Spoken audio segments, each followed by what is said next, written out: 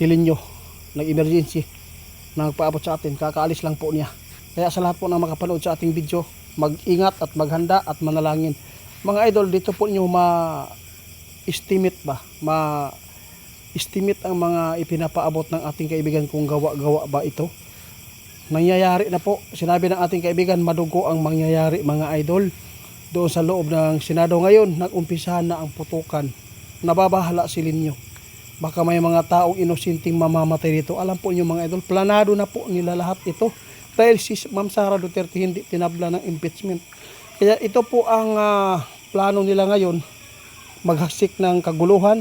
Kung mayroon pong mamamatay po sa loob ng Senado o dyan sa labas, ito po ang hinulaan ng ating kaibigan na iniwan ngayong gabi na posibleng mag-declare na ng martial law si Marcos. At doon po ninyo ngayon malalaman po na talagang talo ang lahat ng mga supporters ng mga Duterte at talo po ang lahat na umaasam-asam na mag-eleksyon sa taong 2028, no? Kapag mag-declare ito ng martial law, kudita, talo ang mga Pilipino na nanalangin po para sa pagbabago. Wala pa rin pagbabago. Tingnan po ninyo ngayon mga idol. Anong nangyari? Ngayon si kaibigan nagbabala na.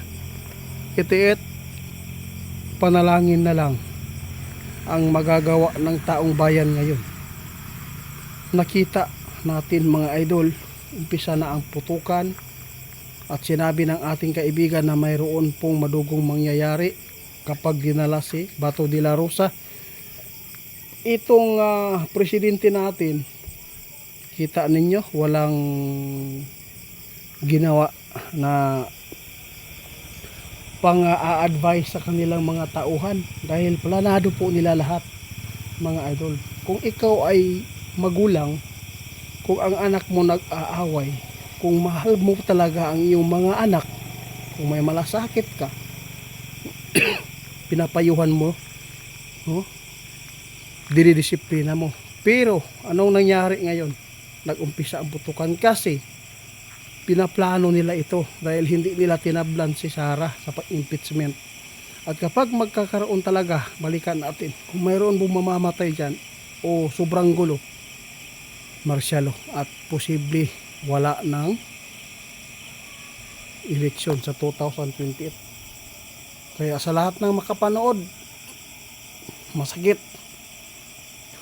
isipin po ito dahil napakarami po ang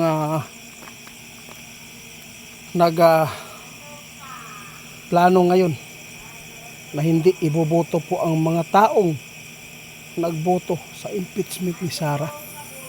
At lalo na itong nangyayari sa loob mismo ng Senado, may putukan na mga idol. Dito ninyo malalaman kung ano po ang hula ng duwinde, kung hindi ba totoo ang nangyayari. Iba po ang ating kaibigan kaysa tao.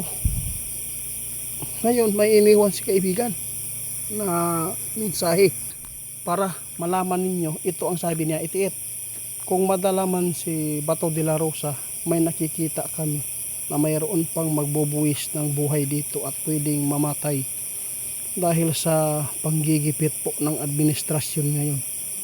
Alam po niyo, presidente ka, hindi mo maano yung mga tao mo, masabihan, huwag kayong maghasik ng lagim dyan. Kasi nasa taas ang masakit isipin mga idol. Kawawa ang taong bayan na nasasaktan at nadadamay dito sa kaguluhan.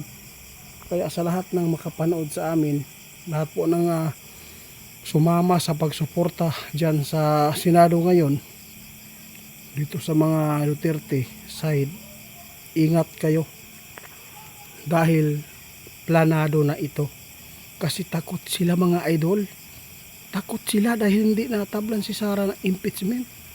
Takot sila na mapapatunayan ng lahat na kung sino ang nag-utos sa nakawan at kung sino po ang nakabenepisyo nito. Napakarami mga idol. Buong Pilipinas po ang nakinabang dito mga idol. Yung mga tao na nakinabang, yung mga kumakampi na nagboto sa impeachment. ni Sarah. Yun po sila. At yung pong mga tao na tulad ng NBI, kapulisan, na agresibo talaga na pumasok dyan para hulihin sila Bato, yun po, mga bayaran din yan mga idol. Tandaan ninyo, ingat kayo sa gabi ngayon. Nag-umpisa na ang putukan, nagkita ng ating kaibigan, hindi pa ito ang gulo na nangyayari ngayon. May aabangan pa kayo na mas malalim na kaguluhan.